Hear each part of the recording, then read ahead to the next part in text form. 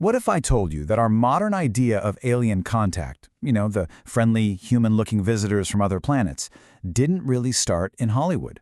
What if it all goes back to one single, incredibly controversial book from 1953? Well, that's what we're diving into today. Flying Saucers Have Landed, a book so powerful, it didn't just tell a story, it kicked off an entire movement. And just to set the stage here, you really have to get what was at stake. A newspaper review at the time put it perfectly. There was zero middle ground. This book was either a completely world-changing, history-making revelation, or it was a gigantic hoax. That's it. Those were the options. So what on earth made this book so explosive? Well, it's because it's not just one story. It's actually two incredible and very different stories packed into one cover, coming from two different authors. And this is such a fascinating setup, right? On one hand, you've got Desmond Leslie, playing the part of the historian.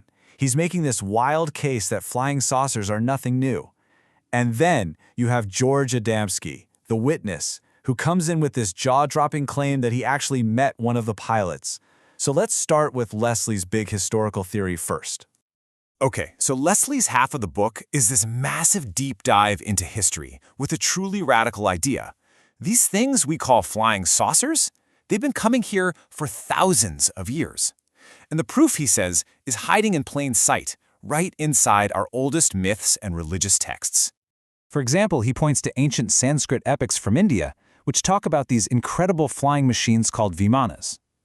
Now, Leslie's argument is that these weren't just poems or metaphors. He believed they were literal descriptions of real, flying vehicles, like celestial cars from some lost, high-tech civilization.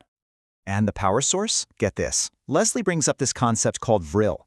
It's described as a kind of personal energy, a mastery over vibrations that could let a person literally overcome gravity. So think less about rocket fuel and more about pure levitation.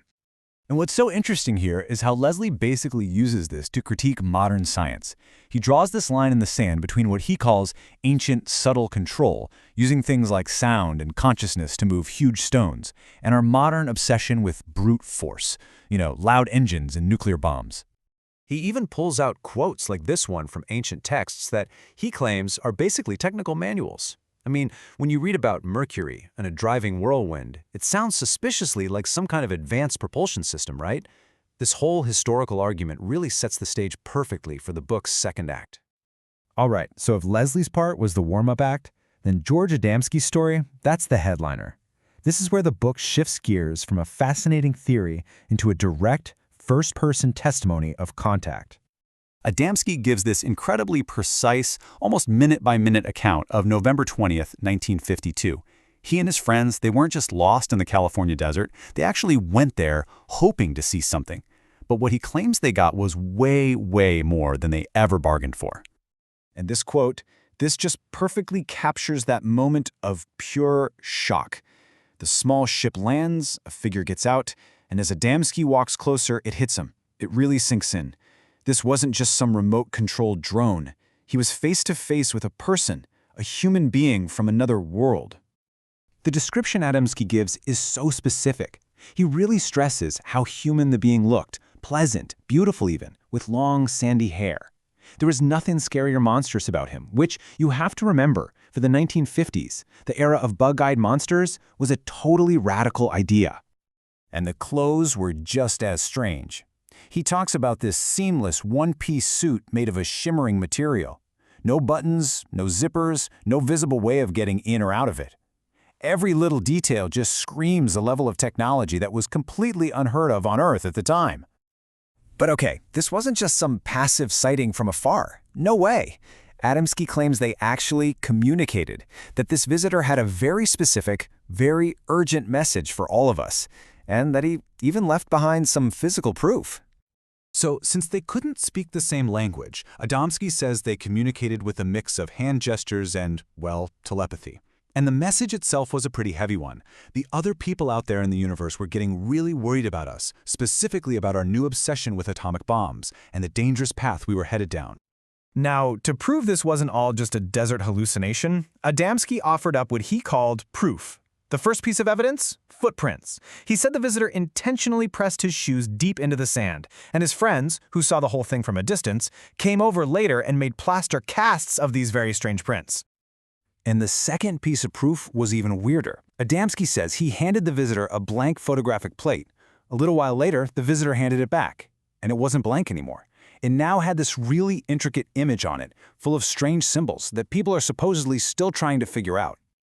So what happens when you take Leslie's ancient history and you mash it together with Adamski's modern-day encounter in one book? Well, the result was a cultural earthquake. It changed everything. This book pretty much single-handedly created the modern contactee movement.